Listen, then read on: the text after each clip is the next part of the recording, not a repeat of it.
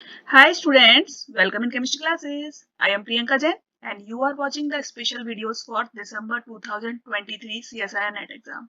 आप लोगों के लिए यहाँ पर मैं इस कुछ स्पेशल वीडियोस की सीरीज बनाकर लाई हूँ जिसमें मैं कुछ कुछ क्वेश्चंस आपको अलग अलग प्रीवियस ईयर के क्वेश्चन पेपर से कराऊंगी, कुछ क्वेश्चंस मैं आपको बुक से भी कराऊंगी, जिससे कि मेन कॉन्सेप्ट क्या है, आप लोगों की प्रिपरेशन हो चुकी है। ठीक है, आप लोग पूरे एग्जाम के लिए तैयारी कर चुके हैं, रीड आउट कर चुके हैं, लर्न कर चुके हैं। अब बारी है क्वेश्चंस लगाने की और आपको ये पता होना चाहिए कि बेसिकली क्वेश्चन किस टाइप के पूछे जा रहे हैं। ठीक है, तो प्रीवियस ईयर क्वेश्चंस लगाना बहुत जरूरी है।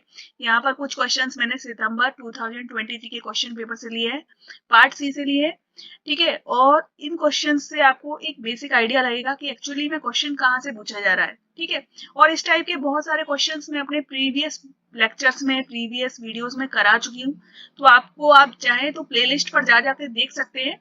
अलग से वीडियो सर्च मत करिए, चैनल पर जाइए और वहां पर देखिए प्लेलिस्ट प्लेलिस्ट बनी हुई है अलग अलग क्वेश्चंस की सीरीज की। ठीक है, सॉल्यूशंस के लिए भी सीरीज है, मार्क बूस्टर क्वेश्चंस भी बनाए हुए हैं मैंने, टेस्ट सीरीज बनाई हुई है, बहुत सारे बनाए हुए हैं, वहां से आपको क्वेश्चंस मिल सकते हैं। ठीक है, तो ये क्वेश्चंस अभी बिल्कुल नए हैं, इन क्वेश्चंस पर ध्यान दीजिए। देखिए, एक क्वेश्चन यहाँ पर आपसे पूछा गया है self exchange electron transfer reaction से। ठीक है, याद रखिए ये जो इलेक्ट्रॉन ट्रांसफर रिएक्शन है ये बहुत इंपॉर्टेंट चीज है। ठीक है, ये self exchange electron transfer reaction से हर साल एक क्वेश्चन पूछा जा रहा है। अगर आप पेपर उठाकर देखेंगे तो आपको दिखाई देगा प्रीवियस कुछ ईयर्स में हर साल ये लगभग क्वेश्चन पूछा जा रहा है। तो ये यहाँ पर आपकी कॉन्सेप्ट क्लियर होनी चाहिए। मैंने पहले भी बहुत सारे इस टाइप के क्वेश्चंस आपको कराए हैं, तो अगर आप वो देखना चाहते हैं तो जो मेरी प्लेलिस्ट है कोऑर्डिनेशन केमिस्ट्री की, वहां पर आप जा सकते हैं और इस टाइप के क्वेश्चंस आपको वहां पर मिल जाएंगे। ठीक है, पहला क्वेश्चन क्या है, the second order rate constant for the outer sphere self exchange electron transfer reaction for RuNH3 whole 6 plus 2 to RuNH3 whole 6 plus 3 and CuNH3 whole 6 plus 2 to CuNH3 whole 6 plus 3 are 9.2 into 10 to power 2 per mole per second and greater than 10 to power minus 9 per mole per second respectively. The rationale for the above data is। ठीक है, अभी आपको दो यहाँ पर reactions दी हुई हैं।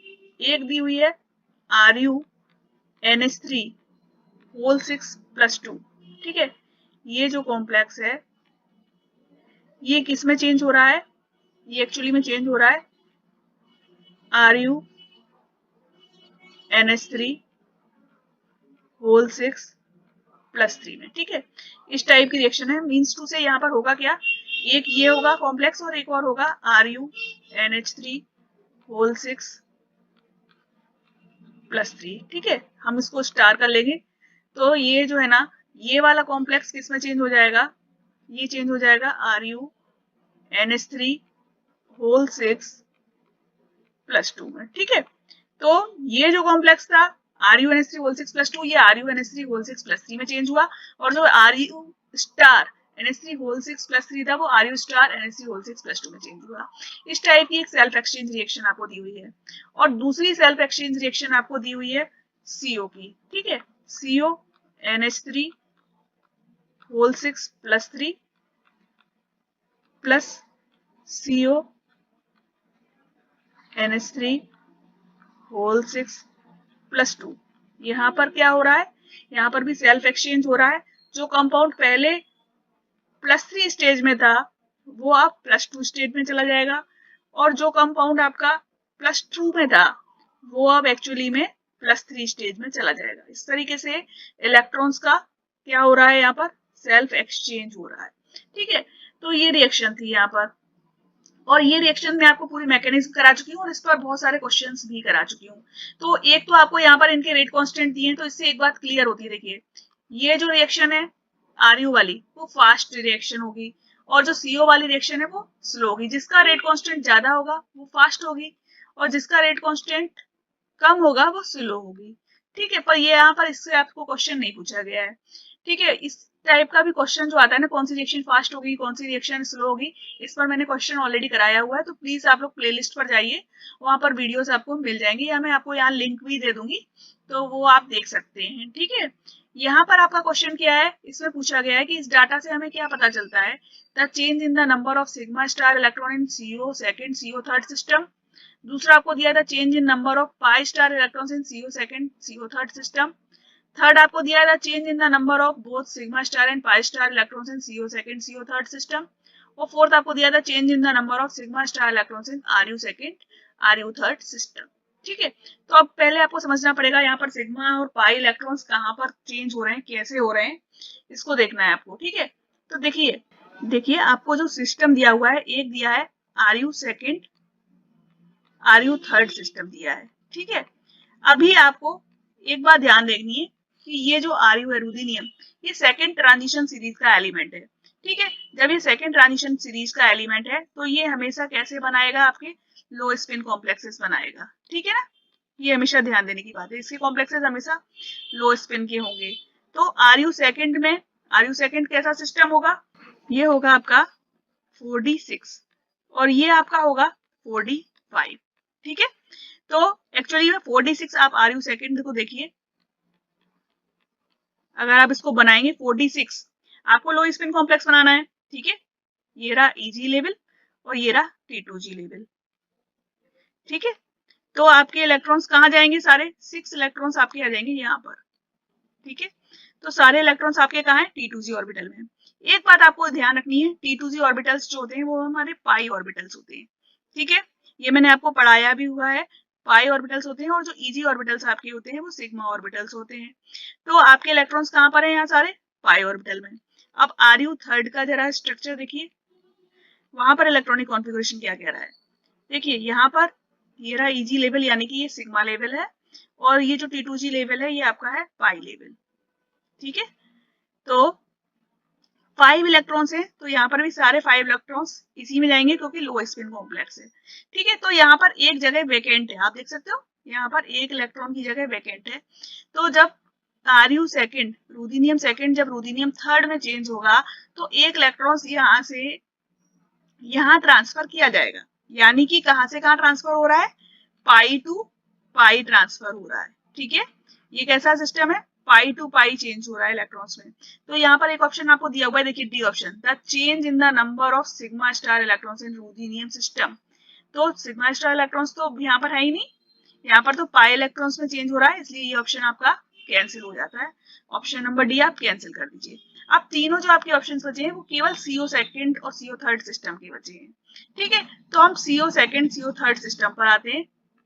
देखिए CO सेकंड ये क्या है आपका 3d7।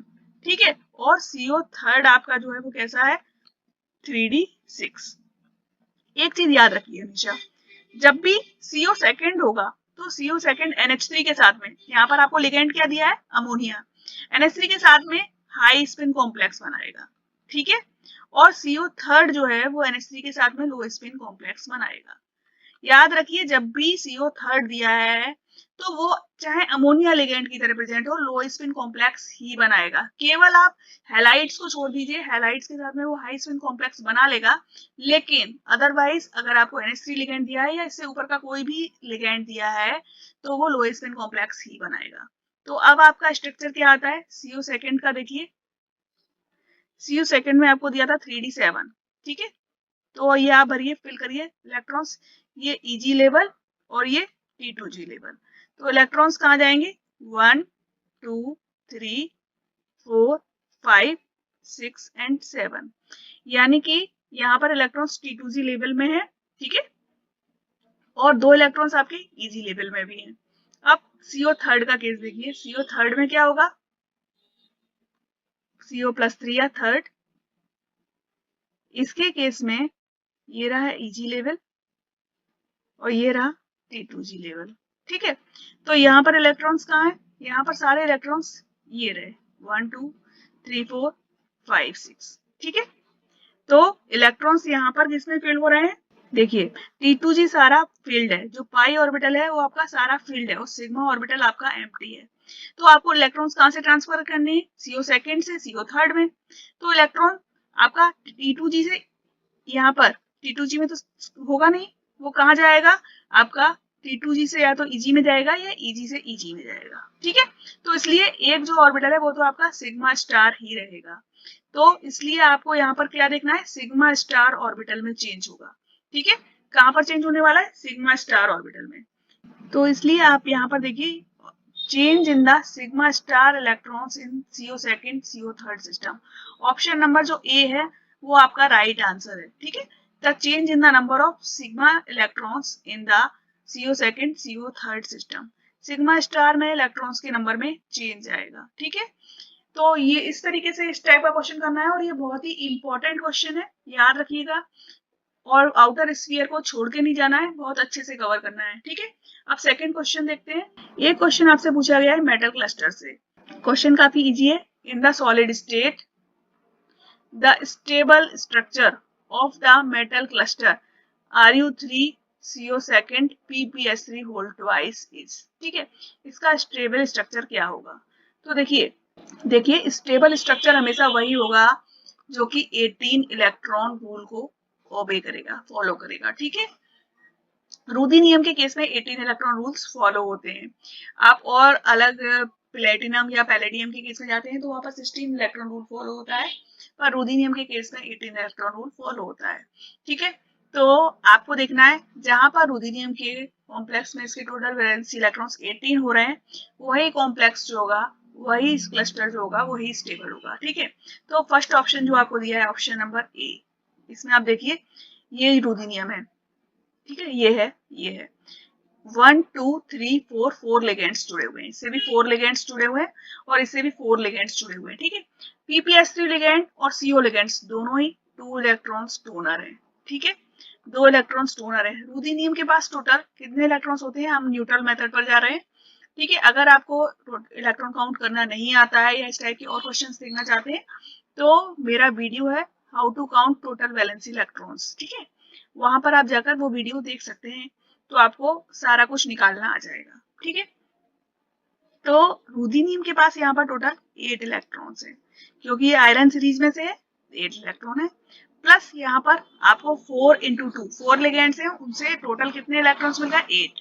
तो 8 इलेक्ट्रॉन्स आपके आ गए लिगेंड से, ठीक है। और इसके अलावा यहाँ पर 2 मेटल मेटल बॉन्ड्स बने हुए हैं, ये देखिए एक बॉन्ड ये रहा और एक बॉन्ड ये रहा, ठीक है। 2 बॉन्ड्स हैं तो 2 इलेक्ट्रॉन्स यहाँ से मिल जाएंगे, तो टोटल आपके पास कितने हो गए, 18 इलेक्ट्रॉन्स हो रहे हैं, ठीक है। इसलिए ये कॉम्प्लेक्स स्टेबल होगा और यही आपका राइट आंसर होगा। आप बाकी के में भी देख सकते हैं, यहाँ पर देखिए इस रूदिनियम के पास टोटल 5 लिगेंड्स हैं, ठीक है। तो ये 18 इलेक्ट्रॉन रूल को फॉलो नहीं करेगा।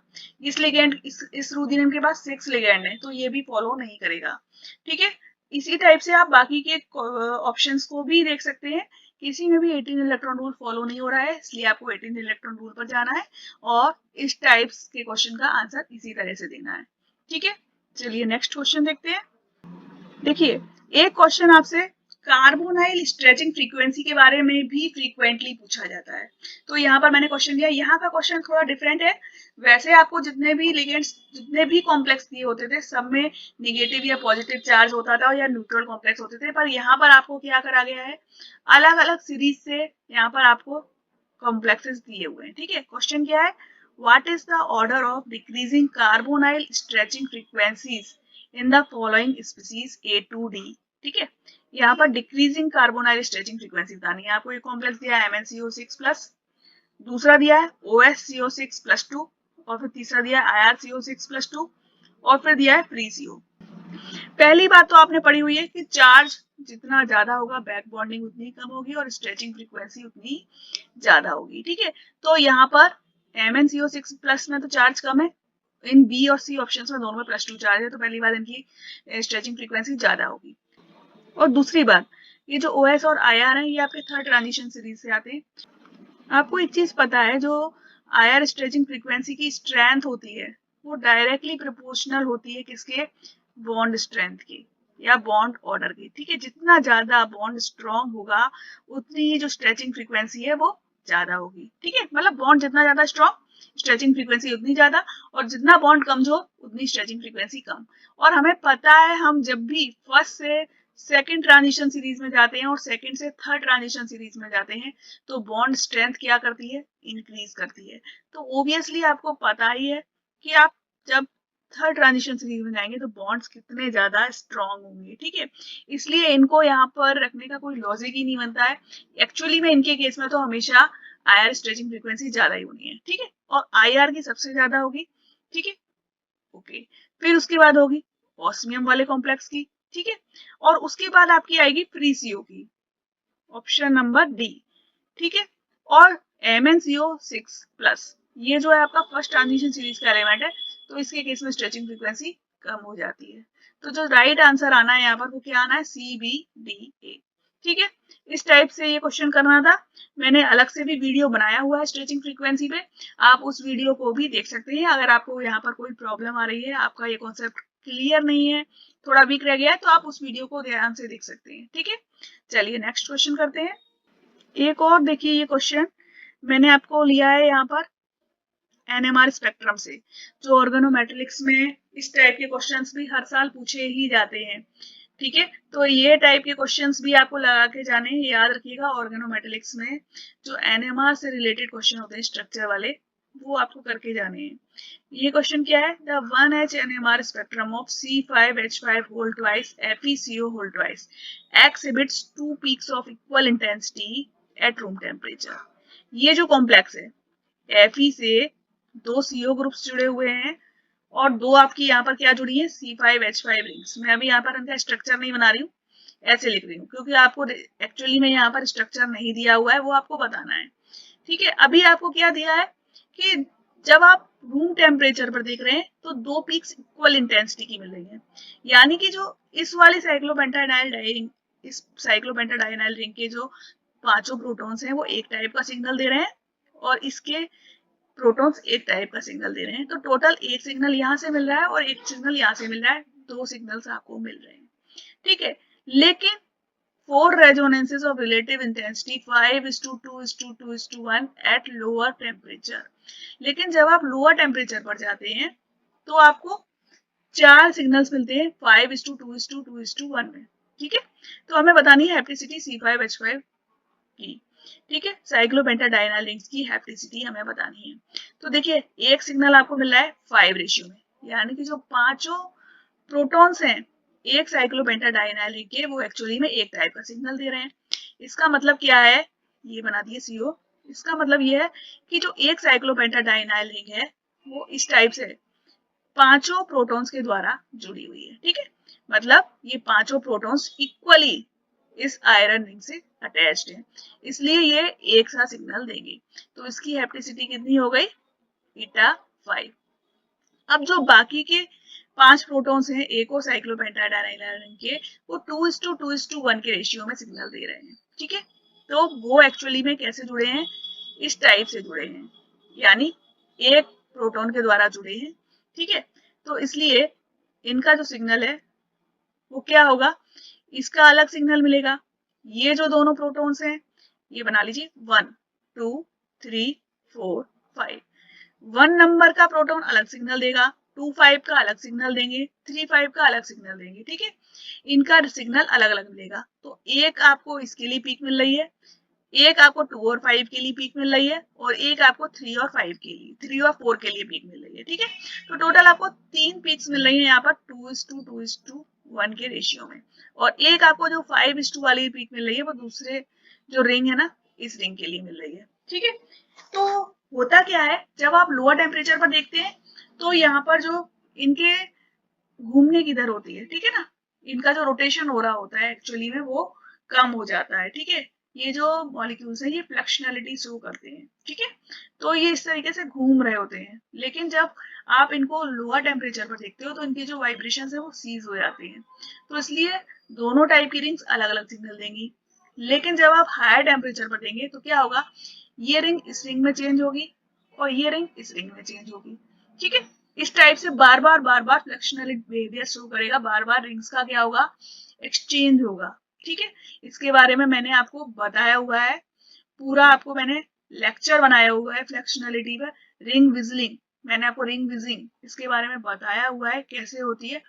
तो वो वीडियो आप बहुत ध्यान से देखिएगा, लिंक मैं आपको यहाँ दे दूंगी। तो उसकी वजह से यहाँ पर आपको ये दोनों सिग्नल्स जब आप रूम टेम्परेचर पर देखते हो तो एनएमआर इसमें डिटेक्ट ही नहीं कर पाता है और आपको एक ही सिग्नल मिलता है, 2 पीक्स मिलती है इक्वल इंटेंसिटी की। ठीक है, तो इस क्वेश्चन का आंसर होगा, एक के लिए आपको मिलने वाली है 𝜂5 और दूसरे की जो हैप्टिसिटी होगी वो होगी 𝜂1, यानी ये एक प्रोटॉन के द्वारा जुड़ा है। तो ऑप्शन नंबर ए इसका राइट आंसर है। ठीक है, तो ये थे कुछ क्वेश्चंस जो मुझे लगा काफी इंपॉर्टेंट है, आपको जानना जरूरी है। इस टाइप के क्वेश्चंस आगे भी आपसे पूछे जा सकते हैं। ठीक है, तो इन क्वेश्चंस को प्रिपेयर करिए और बहुत सारे क्वेश्चंस आप मेरे वीडियोस में देख सकते हैं। अदरवाइज मैं आपको आगे भी वीडियोस दूंगी। अगर आपको वीडियोस पसंद आ रहे हैं तो प्लीज कमेंट करना मत भूलिए, क्योंकि आप कमेंट करेंगे तो मैं ज्यादा से ज्यादा वीडियोस बनाती रहूंगी। ओके, तो आपको अगर कहीं भी कोई प्रॉब्लम है तो मुझे कमेंट करके बताइए। अगर वीडियोस पसंद आ रहे हैं तो प्लीज वीडियोस को शेयर करिए और चैनल को सब्सक्राइब करिए। Thank you.